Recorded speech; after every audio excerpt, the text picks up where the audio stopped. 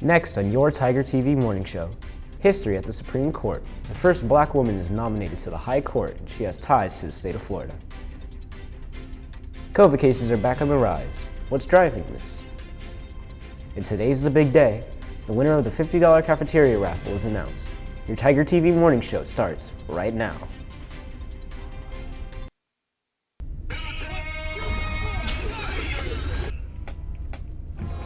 Good morning, and thanks for making Tiger TV Network a part of your day this Friday, March 25th. I'm Eric Marshall. Our top story this morning at the highest court of the land, the nomination of the first black woman to the U.S. Supreme Court. Reporter Jack Jonabek is following the story. Jack? Judge Ketanji Brown Jackson has served as a federal judge, federal public defender, and served on the U.S. Sentencing Commission before President Joe Biden nominated her for the Supreme Court. If confirmed, she will become the first black woman in history to be appointed to the nation's highest court. Judge Jackson Brown credits her high school teacher for helping her make it this far. I've also had extraordinary mentors, like my high school debate coach, Fran Berger, may she rest in peace. She invested fully in me, including taking me to Harvard, the first I'd ever really thought of it, to enter a speech competition. Mrs. Berger believed in me, and in turn, I believed in myself. Judge Jackson Brown reportedly wrote in her high school yearbook that her goal was to eventually receive a judicial appointment. I'm Jack Jonabek. Eric, back to you in Studio A. Thanks, Jack. Judge Brown is a native of Miami, Florida. We'll continue to follow her confirmation and we'll update you with the developments. Closer to home, we're following developments with the COVID virus. As reporter Dakota Alexander explains, cases are on the rise. Dakota? Tigers, new development this morning in the battle against COVID. Scientists are monitoring a new variant of the virus called BA2. They say this variant is more transmissible, but they haven't determined if the variant will lead to more people being admitted to the hospital. We do know that this variant of Omicron now accounts for at least 30% of the new cases in the U.S. Some vaccine makers are now asking permission to administer a fourth dose of the COVID vaccine. So Tigers, the bottom line, continue to wash your hands, try to socially distance, and consider wearing your mask. For Tiger TV Network, I'm Dakota Alexander. Now back to you in Studio A. Students at Middleton High School joined together to exercise their First Amendment rights.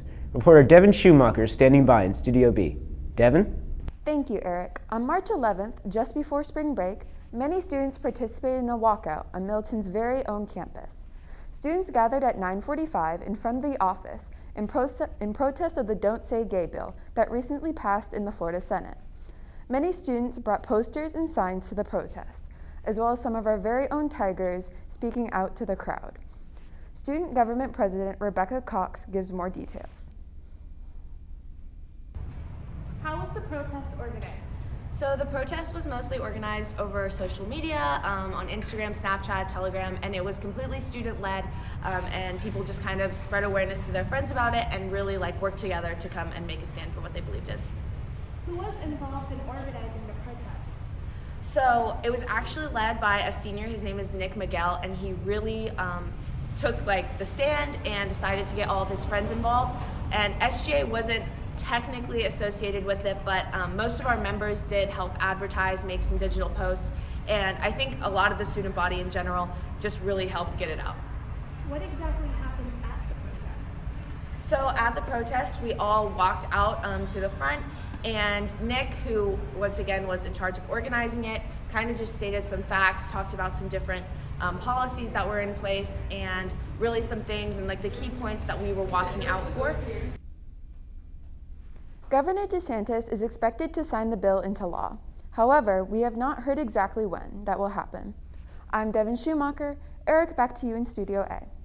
In other news, one fortunate Tiger student will find themselves $50 richer in cafeteria credits today. The winner of the Big Breakfast Raffle will be announced later on. Tiger TV's Tyler Ward is on location with all the details. Tyler? Good morning, Tigers. We are just hours away from learning this week's cafeteria raffle winners. Our wonderful staff has provided another exciting incentive to eat a nutritious meal here every day. All they ask is that we eat breakfast here, and then we come over here to the selfie wall and take a selfie, and then we go over there and grab a raffle ticket. The prize is a $50 credit to your lunchroom account, and the winners will be announced later this afternoon. Good luck, Tigers. I'm Tyler Ward. Back to you at the studio.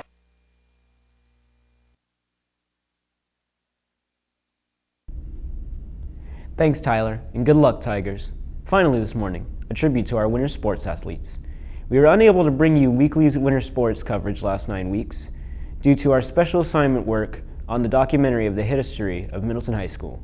However, we've put together this special highlight video of our athletes. Take a look.